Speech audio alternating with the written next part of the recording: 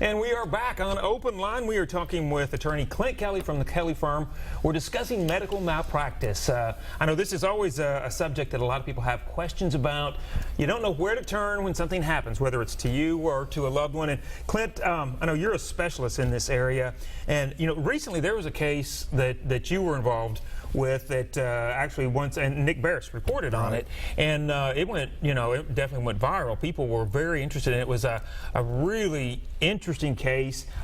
Basically, a doctor performed surgery on the wrong infant, and that happened right here in our area. Right, in Lebanon. It used to be called University Medical Center. I think it's called Tenovo now, but mother had given birth and was in the room with the father, and a nurse came and took the child out of the room, and the mother thought he was just going to be examined, and the child came back roughly about 45 minutes later, and she's hugging the child and looks at him, and he's bleeding up under the tongue and has these what look like canker sores under the tongue, and she asks the nurse, what happened? And the nurse opens up the chart, looks at the chart, and does a double take and says, you're going to have to talk to the doctor about this. And sometime after that, the doctor calls her on the phone and says, Miss Melton, I'm sorry, but I got your child mistaken with another child. We did what's called a frenulectomy. That's to relieve tongue tying, where they go in there and cut tissue under the tongue.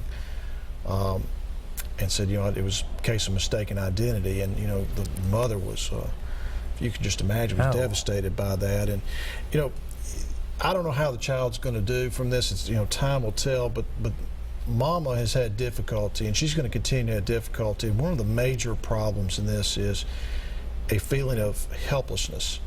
Now, you're, as a mother, charged with protecting your infant child, and that's your sacred responsibility. And when something like that happens to your child, regardless of whether you actually could have prevented it, you have some inevitable guilt that goes with it. So she's going to need some mental health care for some time to help get this passed, because she's had nightmares and sweating episodes and difficulty taking her child to any doctor, which I imagine you can understand. Sure. But what I'm hearing now is there's a move afoot in most hospitals to try to keep children in the rooms with mama and dad without taking them to nurseries, simply so the parents can be there to make sure everything is done properly with their child, so you don't have a situation like this. And that's every parent's worst nightmare. As we all do, you go to the hospital and you trust, whether it's you, whether it's your children, and in this case, your newborn. Well, Chuck, you think this is one of the greatest times of your life. I mean, when this is an epical event, when you have a child, and it's supposed to be a time of rejoicing and happiness, and to have something like that happen to your child, I don't care what the excuse is, it's inexcusable. And hopefully something like that won't happen. Hopefully they'll make changes at the hospital so that won't be repeated. Absolutely. And that also kind of brings us to the question. You go to the hospital, trusting the hospital, but is there something that a parent could do to be more vigilant, to be more aware? What would you suggest? What would your advice be? Well, I don't think there's anything that she could have done, because, when the nurses come get your child and you think the child's being examined, they run audiological tests to check their hearing, do circumcisions, things like that. It goes back to what you said, Chuck, which is trust. You trust your health care providers to do the right thing. You trust them to basically adhere to safety standards, and when something like that happens and there's really nothing she could have done to prevent it, it shakes your faith in the health care system and does lasting damage to your own belief in the health care system. I mean, really, it's a betrayal. Right, it was. And that's one of those cases, like I said, it was very tough. A lot of people continue to talk about that, because it was just one of those cases where you're just almost in disbelief. Exactly. People went and just, we're sitting there saying, oh my God, I can't believe it. Right. We are talking about medical malpractice, and I know this is a subject, when it happens, you often have a lot of questions. And as we were talking, a lot of times people aren't sure what to do. And you may be watching tonight and something's happened to you in the past, or maybe to a loved one, and you don't know where to go, who to call, who's going to be on your side. And this is one of those situations. Clint, of course, with the Kelly firm, you guys specialize in this area, and it makes a huge difference, because this is something that requires that kind of specialty. It does, and there's also experience plays a huge role in this, because I've actually taken cases to jury trials and gotten verdicts. I win cases, I've lost cases, but I know how to pick a winner. the vast majority of lawyers have no idea what they're doing when it comes to these types of cases, just like I would never take a tax case. I wouldn't take a land use case. We all have different specialties, just like in medicine. You know, there are neurologists who handle the brain and cardiac folks who handle the heart. But my specialty is medical negligence or medical malpractice because I know what the laws are. I also have experts, know how to reach them, know how to have them review a case. And then once I take the case, I know what I'm doing to bring it to a resolution, and most of the cases do settle. You were asking me earlier off air, you know, how many go to trial nowadays? Probably maybe 1 out of 4, simply because I've gotten better at picking good cases. I try not to take a 50-50 case because doctors and hospitals win most of them, and it does the client no good to take a case, have them believe they're going to win, and then to lose it and say, you know, why did this happen to me? So the most important decision I make, and any other certified medical malpractice specialist makes, is whether to take the case in the first place. It's the most important decision. And one of the most important decisions that the people out there watching can make is basically just to give your firm a call. That's an easy decision because Yeah. it's not hard to pick up the phone and call and say, I need an opinion. It's free, it's easy, and it takes no time at all.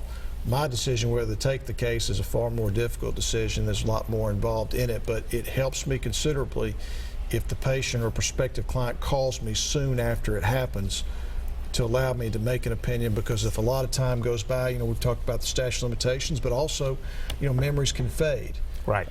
Evidence grows, the trail of evidence goes cold, so I always encourage people call immediately if you can. Right. All right, we are going to go back to the phone lines right now. Mary's on the line with us. Mary, good evening, and do you have a question or a comment for Clint? Good evening. Yes, I do. I recently had double knee replacement in January, and I sought out this doctor because of his special procedures, and he was supposed to have less evasiveness to the tissue and less recovery time. When I went into surgery, and they kept me in the holding area where they hook up all the monitors and everything, there was so many people pouring in and out and checking me for this and that and everything, and my heart rate was real low, and they were having a hard time getting it up. But I never noticed this one young lady come in and introduced herself to me like all the rest of them were. But after my surgery, and I was really having difficulty with my left knee and still do, when I went for my 6 weeks checkup at the doctor at the well, I forgot, I can't think of the name. But that's, that's fine. She walked in instead of him and introduced herself again, and she said, I was his assistant during the surgery, and I worked on part of you, and I thought he was going to do the whole surgery. Well, she had done the left knee, and he had done the right. Now I'm having a lot of trouble with my left knee, and it never has felt right. But now the one he did, the incision is nice, and it's looking real good, and it feels normal now, but I'm having a lot of trouble with that left side. And nobody asked me if she could, I assumed that she was practicing on me, but they had to saw down the bone to put the parts in it and everything, and I'm still having a lot of trouble with it. Okay. And I'm wondering if that's a situation that's acceptable, because I never signed anything that I know of, and the doctor or her never said anything to me before surgery. Okay, let's turn to Clint. I am so glad Mary brought this up. Nowadays, you have physician assistants who are doing more and more of surgeries. In other words, the doctor will have a physician assistant help them through the surgery. Maybe the physician assistant will do the initial cutting. Perhaps the physician assistant will be responsible for closing the patient. And you don't really know how involved they are, because when you read the operative note, you believe the surgeon's doing everything. Now, Mary's question is right on the money, which is the patient consenting to a physician assistant, not the surgeon, but his assistant, performing part of the surgery? And that is a very open question in the law right now. Doctors will tell you that's within the standard of care, that these people are what they like to refer to as physician extenders. They are the hands and the eyes and the ears of these doctors, and they help them perform these surgeries. But many patients like Mary would be appalled to know how much physician assistants are doing in the surgeries. I've got a case right now with a man who had a liver bleed that put him in the ICU for 55 days simply because the physician assistant helping the cardiac surgeon was the one who was operating the robot at the end of the procedure and just ran the scalpel right up the liver and cut this guy and almost killed him. And he had no idea that that's what happens in these surgeries. I think this is going to be a problem as time goes on because, as I told you, there's only so many surgeries a surgeon can do, and to help him get through his schedule, he uses assistants to close patients or to finish up the work so he can go to the next patient. And so Mary should, in this case, I don't know if Mary has a case or not, but I can certainly understand Mary being upset about it because I didn't know that this went on until about 10 years ago when I started taking depositions of doctors who were doing surgeries and have physician assistants help them and telling me that's what was happening. Something you certainly should be aware of. So Mary, thank you for bringing that up. We appreciate you calling in this evening. We don't have a lot of time left. We're going to try to get to as many calls as we can in the remaining minutes. Shannon is on the line with us right now. Shannon, thanks for your call. Do you have a question or a comment?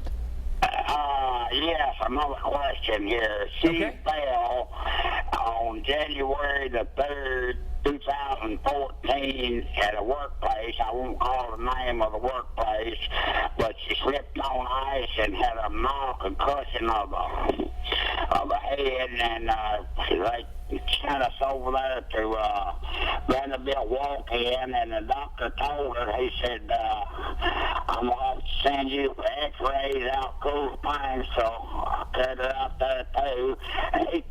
The main doctor that seen her told her that she needed to treat this thing like a football injury, and she'd been having migraine headaches ever since that day, and she didn't get paid for the 4 hours she went to the doctor, but the doctor got paid.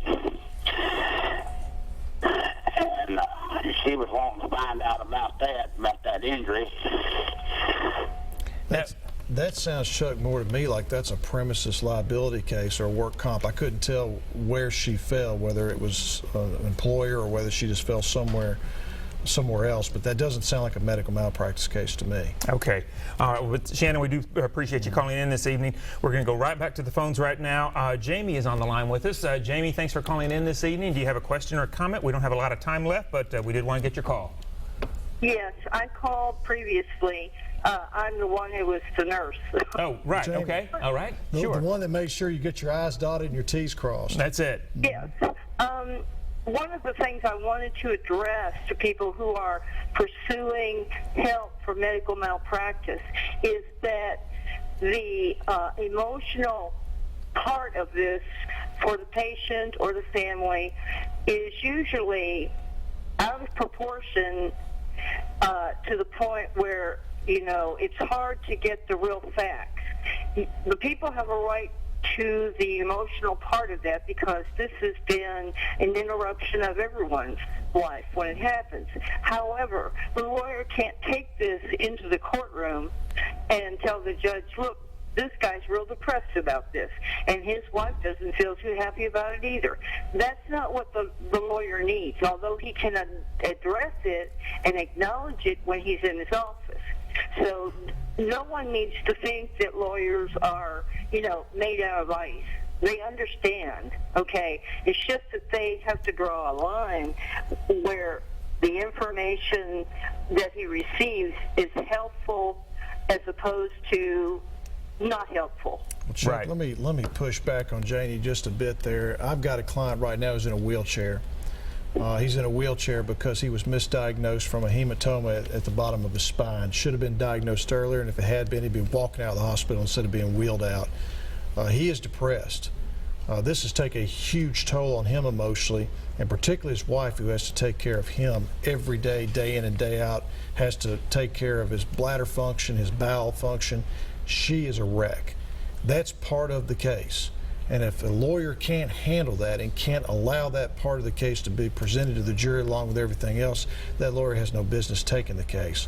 So, particularly in my line of work, you have to be prepared to handle the emotional aspect of this and let the jury hear it and assess it along with the physical part of this, because the mental scar can be sometimes as devastating as the physical injury.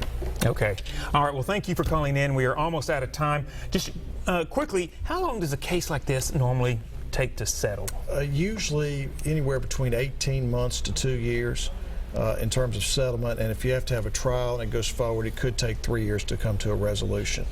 Okay. And like I said, I know people have been calling in this evening and they've been asking about when they do call, what's the number that they call? So we're going to take a short break. When we come back, we're going to put that number up. You guys are the specialist in this area of medical malpractice, so we'll take a break. When we come back, we're going to show you how you can get in touch with the Kelly firm. So come on back with us here on Open Line.